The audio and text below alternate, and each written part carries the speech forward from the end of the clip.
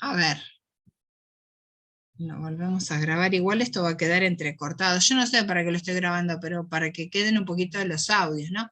Entonces, este Numenio, que es judío, que es pitagórico y es pertenece a los platónicos también, se va a referir a la tradición judía de los magos, que esto es un capítulo aparte, esa historia de los magos,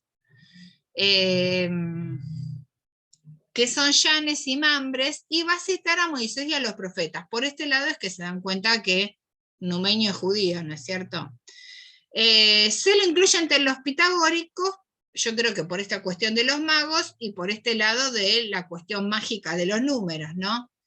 El que lo incluye, los que lo incluyen van a ser tanto Proclo como Orígenes. Numenio se va a adherir a lo que Platón tiene de pitagórico también.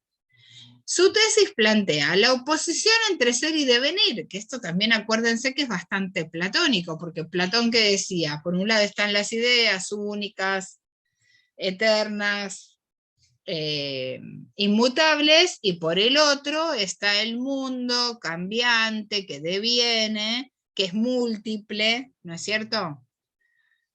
Va a haber mucho énfasis en la dualidad en este periodo, que no se sabe si realmente es la dualidad lo que sostenía Platón, pero en este periodo sí, ¿no?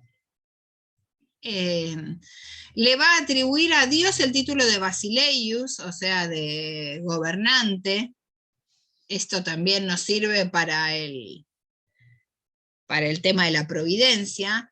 Va a sostener la doctrina de las almas, que está en Leyes 896C, o sea que esta alma, el humano tiene esta alma que es inmortal, ¿no? El tema de los dioses, y va a insistir mucho en el dualismo, y también va a estar el tema del bien, ¿no?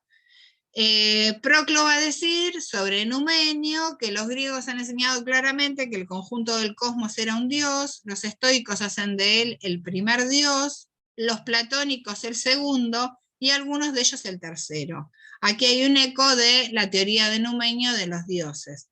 También acuérdense que en el tema de las doctrinas no escritas de Platón, y todas las referencias que hace Aristóteles en metafísica, estas ágrafa dogmata o doctrinas no escritas, Platón hace todo un desarrollo respecto de lo uno y la díada indefinida, o sea, de esta cuestión de los números, ¿no? Que tenemos un uno y una díada, o sea, algo que se divide en dos permanentemente, ¿no? Y la conferencia que da Platón sobre el bien, dice Aristóteles y Aristoxeno que ellos estaban presentes y que fue horrible porque nadie entendió nada, porque tuvo una gran convocatoria, todo el mundo fue a escuchar estas conferencias sobre el bien, y la conferencia sobre el bien se trató exclusivamente de números y matemática.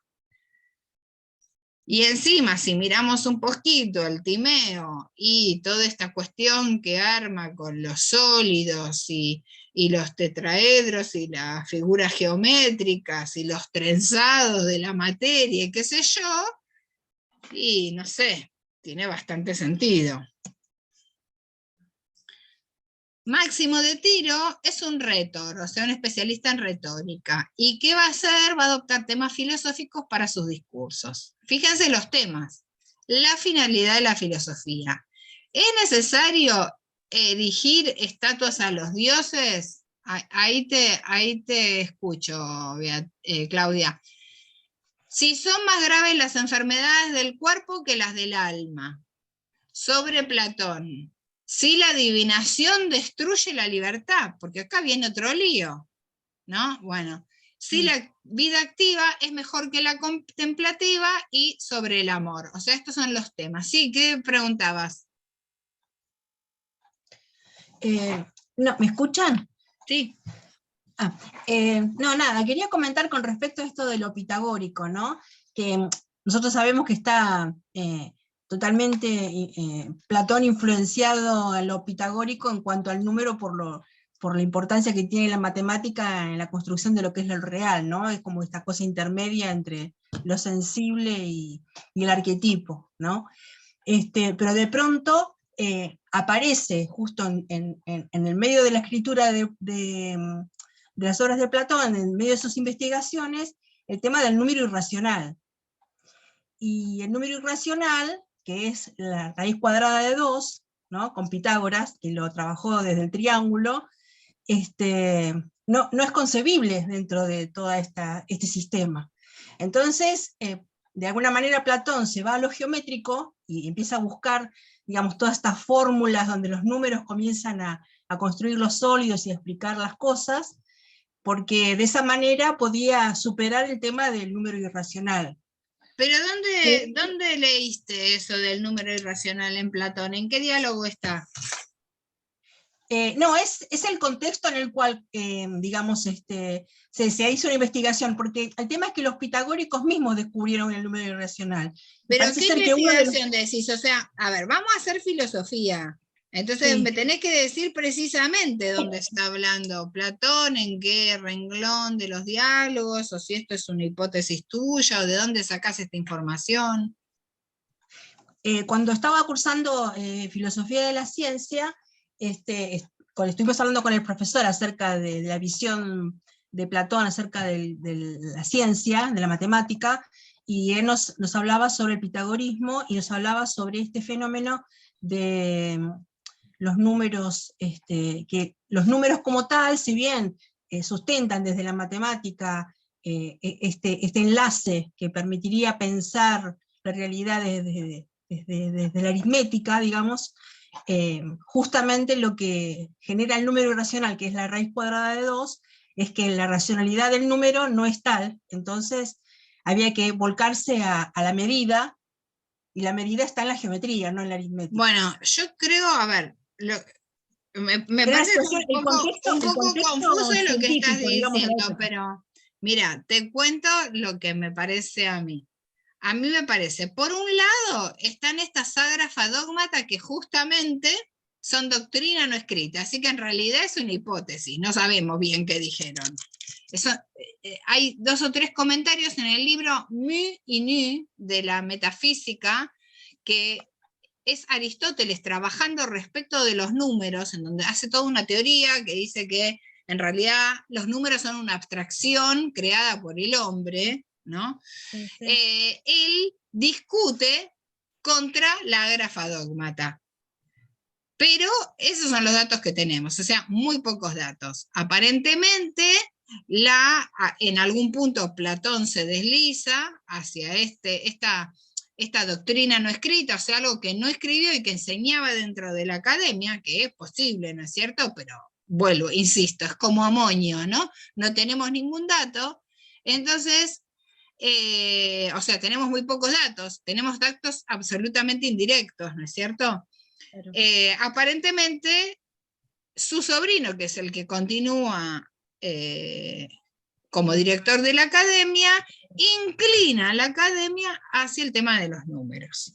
La influencia de los pitagóricos está vista, no tanto por los números, sino por esta hipótesis que tiene Platón de la inmortalidad del alma y que sostiene que es mejor aceptar la inmortalidad del alma para la felicidad y para la conducta de las personas que no aceptarla, ¿no?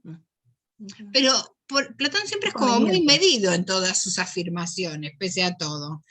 Y después, el otro problema que aparentemente existe en la matemática griega es que los griegos tenían como números las letras del alfabeto griego. Y parece que esto generaba muchas dificultades al momento práctico de hacer las cuentas, ¿no? Que recién, bueno, cuando son los árabes y los que introducen el cero, introducen las grafías que nosotros conocemos para la numeración y el sistema decimal, en fin, que simplifica todas estas cuestiones. Entonces, casi siempre, cuando vemos, por lo menos las reflexiones que hace Platón en los diálogos son siempre reflexiones del campo de la geometría. Busquen y analicen y van a ver que no va a trabajar los números directamente, sino va a hablar o va a dar ejemplos de cuestiones geométricas. Entonces, ojo, porque uno tiene que tratar de ser preciso con lo que tenemos, que le vamos a hacer, ¿no? Para no irnos a la magia, que es lo que les está pasando acá a estos pensadores. Entonces, a ver. En el caso de Máximo de Tiro es un retor, es un especialista en retórica, ¿no? Y entonces, como acá les enumeré los temas sobre los que armaba discursos o que enseñaba a sus alumnos, y acá hay una distinción, dice que el Dios es el Dios de Platón, que es un Dios impasible y trascendente. Entre Dios y el mundo, para Máximo de Tiro, van a estar estos demonios, que son los que construyen el vínculo entre cielo y tierra. Es que este es el problema en general que surge cuando caemos en los dualismos, y que ya habían señalado Aristóteles. Si caemos en un dualismo, necesitamos algo que vincule, ¿no? Y esto que dijimos hace un rato, que Numenio estaba re a favor del dualismo, ¿sí? Pero estos daimones en Máximo de Tiro son los intérpretes de Dios, y son quienes aconsejan, anuncian y acompañan, y ahí tenemos, no sé, el ángel que se le aparece a la Virgen María, bueno, todos esos, ¿no? Y dice Máximo de Tiro que cada persona justa tiene un daimon, y aquí lo conectamos con el daimon de Sócrates, ese que se le aparecía cuando él iba a hacer algo, como por ejemplo cuando va a buscar a León de Salamina y él no está muy de acuerdo, se le aparece un daimon, y entonces, o sea, era una orden de la asamblea, pero él la incumple, ¿no? Y dice que vemos Daniel Hu dice que entonces en estos temas vemos analogías con los temas de Orígenes. También vemos el problema del origen del mal, que el problema del mal es un flor de problema en el medioevo, ¿no? Y Máximo, la solución que da al mal es el de la libertad del alma, la de exousia psiges, ¿no? La tesis es que el mal tiene origen en la libertad, pero también se ve que el mal es una consecuencia no querida del bien, que el bien es querido por Dios. Parecido a esto que yo les planteaba al principio, y bueno, pero si este hombre me hizo un plan, en ese plan hay cosas que son malas. Y entonces tenemos el siguiente comentador, que es Albino, y que es un comentador de Platón. Este es considerado el comentador de Platón de la antigüedad, y escribe un libro que se llama Didascalios, que esto existe, o sea, milagrosamente este lo tenemos. Es también maestro de Galeno el médico. Vive en Esmirna, o sea, está en el lado de la costa turca, ¿no? En Jonia. Tertuliano, que ya lo nombramos la clase pasada, que es este que es más bien romano, porque él no está muy a favor de la filosofía, le parece mucho mejor la fe. Discute algunas de las ideas de Albino sobre el alma. Y Proclo considera que es uno de los maestros del platonismo. Su obra se va a dividir en tres, en dialéctica, teórica y ética. La dialéctica tiene una fuerte conexión con Aristóteles, lo que pasa es que la metafísica de Aristóteles es un ejercicio de la dialéctica, que es platónica en realidad.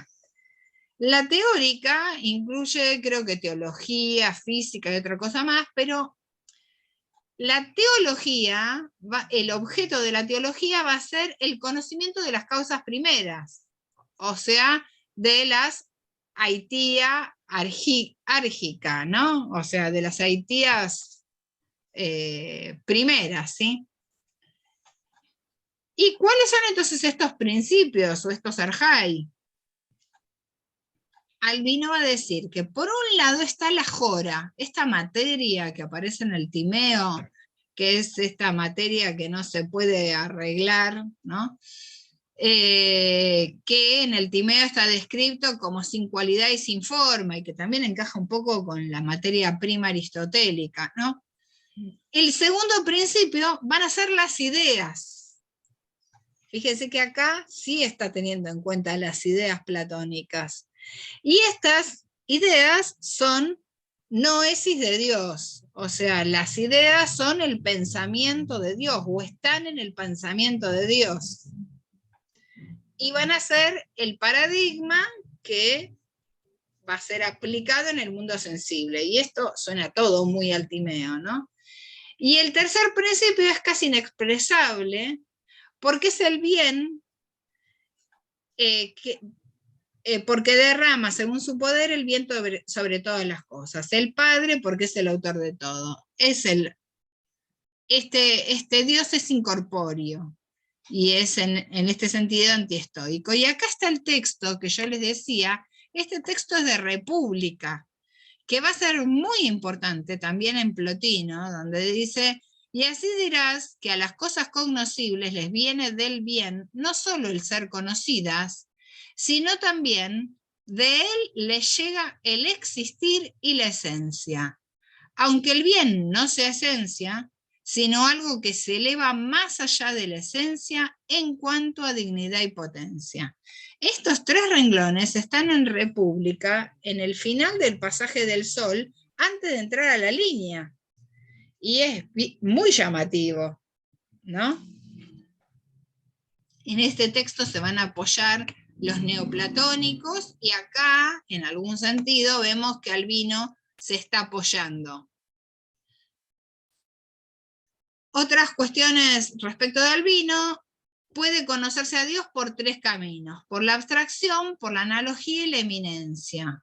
Es el autor de todo, ordenado en la inteligencia del cielo y el alma del mundo, hace actuar la inteligencia del cielo íntegro, actúa sobre ella, aunque él mismo sea inmóvil, es quien ha despertado el alma del mundo y la ha vuelto hacia él, porque él le dio la inteligencia. Esta, una vez organizada por el Padre, organiza a su vez el conjunto de la naturaleza en el universo. Entonces habría dos dioses, un dios primero y un dios segundo, un deuterotheos y un prototheos, ¿no? El segundo dios es el cielo, y es un ser viviente con alma y una inteligencia que organiza. Entonces el mundo es un dios engendrado, dotado de alma e inteligencia. Él mismo organiza la inteligencia del cosmos. En la física, que estaría en el mismo nivel que estaba la teología, va a describir Albino este cosmos. En primer lugar, los seres perfectos, los dioses y los astros. Vienen después los daimones, que son dioses engendrados, y los hay para cada elemento, a fin que ninguna parte del mundo se vea privada del alma. Imperan sobre el mundo sublunar. A ellos se les atribuye los oráculos, y después están las especies acuáticas, aladas y terrestres, que son creadas por los hijos de Dios, o sea, no por nosotros, sino por estas ideas, ¿no? Las especies humanas fueron almas separadas, fueron almas instaladas por Dios en igual número que los astros, ¿no? O sea, todas las almas que existen en el mundo corresponden al mismo número que los astros, que acuérdense que para el mundo, en realidad para el mundo aristotélico, los astros eran almas, ¿no? O tenían alma, porque tenían una inteligencia, ¿sí? No sé cómo estamos de horario. Y entonces acá algunos lineamientos para pensar a Orígenes. ¿Qué cuestiones encontramos en este Contracelso o en los dos textos que tenemos de Orígenes? Que Dios es un inefable y perfecto, inmaterial e inmutable, o sea, diferente de los estoicos, igual a los platónicos. Dios crea por bondad, esto sería igual a los platónicos también. crea al mundo de la nada por su logos. Esto es la novedad del cristianismo, que crea de la nada. Por su logos, que es este segundo Dios, acá se parece al vino, que es engendrado por contemplación del primer Dios, ¿no? Para conocer a Dios, los caminos son la abstracción y la analogía. Ahí se parece al vino, o sea, a los platónicos. El mundo ha sido hecho de acuerdo con un modelo inteligible, y es el mundo del logos, o sea, es el logos el que crea el mundo. Y ahí además todo esto coincide con el texto en Argenjo, Logos, ¿no?, del Evangelio. El logos organiza el mundo como el alma del mundo. La materia es descrita como informe, o sea, sin forma, y creada por Dios. Y acá esto es importante porque entonces tiene un estatus ontológico, no es como en el platonismo puro, que la materia es preexistente y Dios no puede hacer nada, sino que la materia la crea el mismo Dios, y esto va a tener la ventaja de que queda subordinada a Dios, ¿sí? Porque Dios también gobernaría la materia. Los astros son seres vivientes inteligentes, y él va a pedir que no se le rinda culto a los astros. Claro, porque esto generaba un flor de lío, ¿no? Esta cosa que había dicho Aristóteles. En lo que atañe a la creación del hombre, vamos a encontrar la idea de la preexistencia del alma. Esto obviamente va a ser un lío. O sea, el alma es preexistente y ahí se parece a los pitagóricos y a los platónicos, porque las almas están desde siempre, que descienden a los cuerpos y las pasiones están vinculadas y sobreañadidas a la naturaleza corporal. La libertad va a ser una ocasión para el mal, pero la condición necesaria del bien. O sea, la libertad va a ser como una especie de instrumento. Y ve en el mal una consecuencia no querida del bien. Y aquí otra vez, ¿no? Acá Orígenes está subordinando el mal, ¿no? No lo está poniendo en el mismo nivel, o sea, no está cayendo en la herejía maniqueísta. Es una consecuencia no querida del bien, querido por Dios, como las virutas que saltan del carpintero, ¿no? Esta es la observación que va a hacer. Cuando el mal haya llegado al límite que Dios ha fijado, el mundo será destruido por diluvio, agua y fuego. De nuestro mundo destruido, Dios va a hacer otro mundo. Entonces, estas cuestiones están en Orígenes. Celso, que sería el personaje que nos interesa, es un filósofo, escribe en contra de los cristianos, considera que la crucifixión es un papelón, es indigna del Dios, se burla de la figura de Jesús, se burla, como les dije, de la Virgen María, dice que no era ninguna virgen, que era un amante de un soldado romano, imagínense el escándalo, ¿no? Su obra se llama Logos Aletés, o sea, discurso verdadero. Sus escritos van a ser objeto de crítica unos 70 o 80 años después por Orígenes, pero son escritos bastante, o sea, anticristianos, va. Y acá tenemos algunos pasajecitos del Contracelso, que es como para prestar un poco de atención, nada más. Yo marqué algunas cosas, pero esto es lo que ustedes tienen que leer, ¿no? Dice, ya que nosotros que decimos que el mundo visible está bajo el gobierno del que creó todas las cosas, declare así, aquí está, ¿no? Estas dos cosas que yo les hablé acá, que les hablé antes, creación y gobierno, ¿no? Y de todas las cosas, no hay nada que quede fuera. Declare así que el Hijo no es más fuerte que el Padre, sino inferior a él. Esta cuestión de un Dios primero y un Dios segundo. Y esta creencia que basamos en el refrán de Jesús mismo, el Padre que me envió es mayor que yo. Y ninguno de nosotros es tan insano para afirmar que el Hijo del Hombre es Señor sobre Dios.